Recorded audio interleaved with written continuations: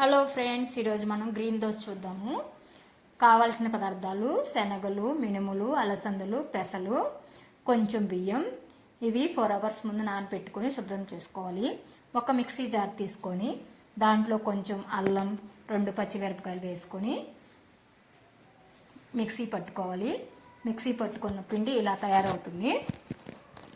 దాంట్లో కొంచెం టేస్ట్ తగ్గట్టు వాము, జీలకర్ర కూడా వేసుకోవాలి. ఇవి అరుగుదలకి ఎంతో ఉపయోగపడతాయి. అదేవిధంగా కొంచెం టేస్ట్ తగ్గట్టు సాల్ట్ వేసుకోవాలి.